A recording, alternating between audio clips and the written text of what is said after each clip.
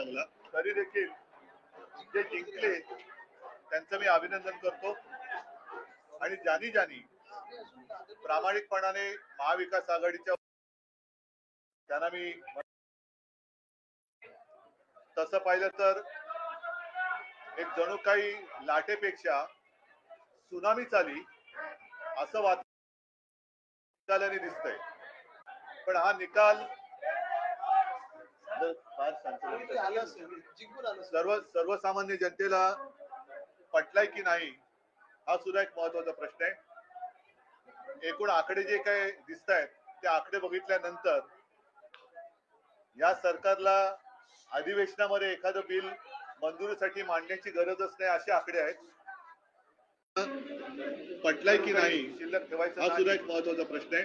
आणि 1-1.5 वर्षापूर्वी भारतीय जनता पक्षाचे तुर्तास असलेले अध्यक्ष जे.पी. नड्डा जे बोलले होते की एकच पक्ष राहील, party, one nation one election आणि वन पार्टी या दिशेने आपली आगेकूच चालली की काय असं भीतीदायक चित्र आहे.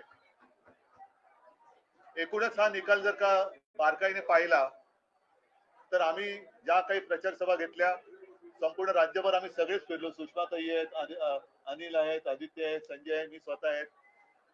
हा निकाल म्हणजे लोकांनी महायुतीला मतं का दिली?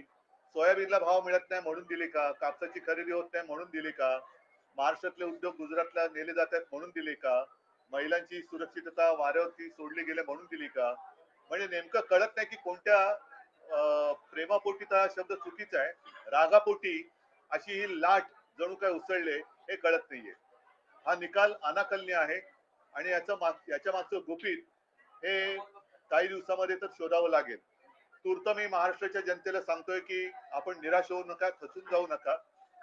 काही जण म्हणतात की हा ईव्हीएमचा विजय आहे, असूही शकतो, पण महाराष्ट्राच्या जनतेला हा निकाल मान्य असेल तर मग कोणीच काही बोलण्याची गरज नाहीये. पण जर मान्य नसेल तर त्यांना सांगतो की आम्ही प्राणपणाने महाराष्ट्रासाठी लढत राहू, महाराष्ट्राच्या हितासाठी आम्ही लढत राहू. कोणी काही म्हटलं तरी महाराष्ट्राच्या जनतेला मी वचन देतो की आम्ही तुमच्या सोबत आहोत. हा जो विजय आहे महायुतीचा लाडकी बहीणचा इम्पॅक्ट असल्याचं म्हटलं जाते. लाडकी बहीणचा इम्पॅक्ट जर का असेल तर मग बाकीच्या ज्या काही गोष्टी या उघड दिसत होता. आपण सुद्धा रिपोर्टिंग केलेलं आहे.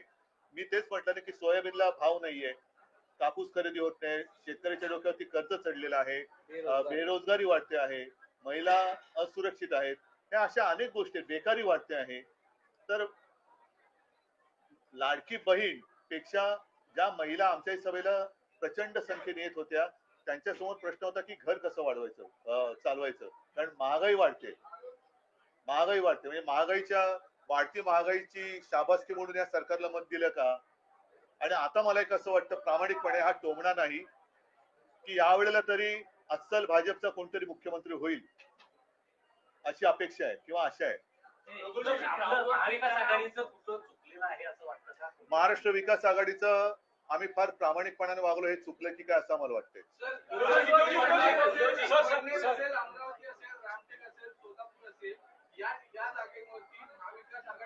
288 पैकी या मोजलेल्या जागा किती आहेत? 288 पैकी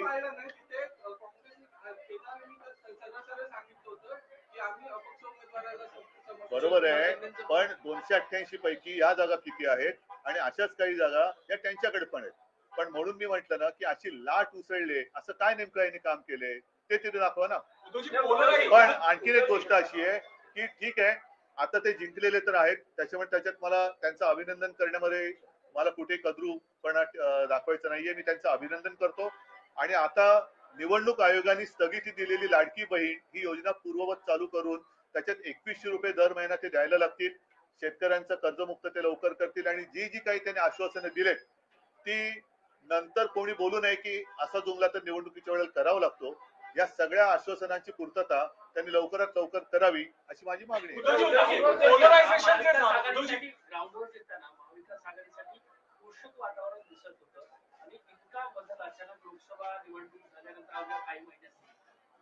हाच एक अनाकलनीय बदल.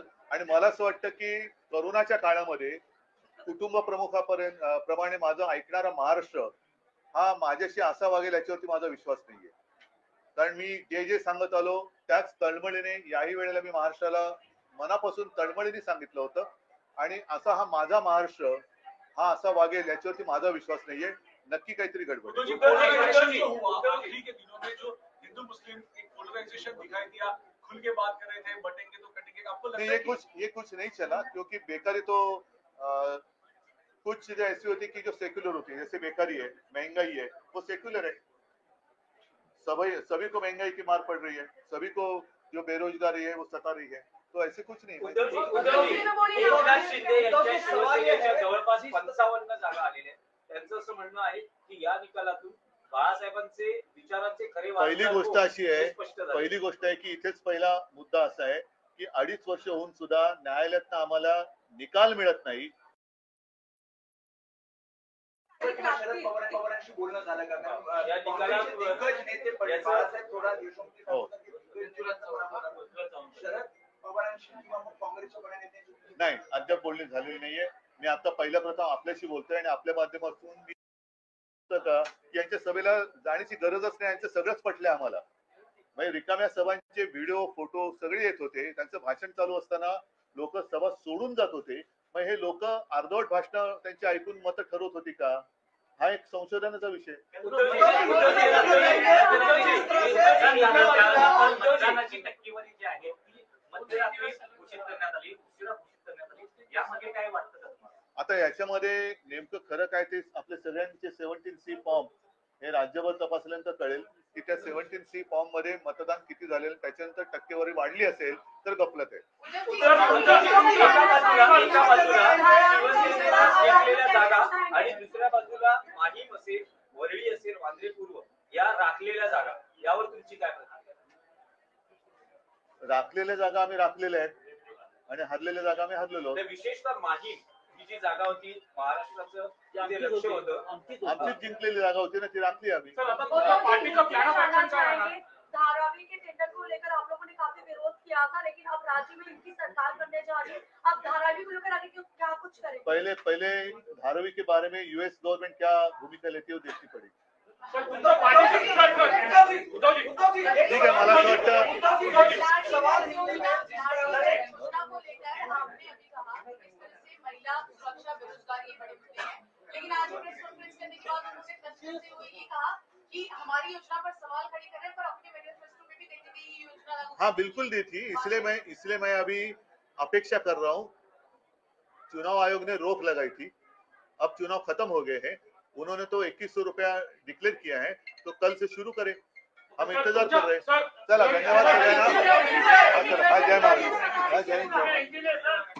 हिंदी में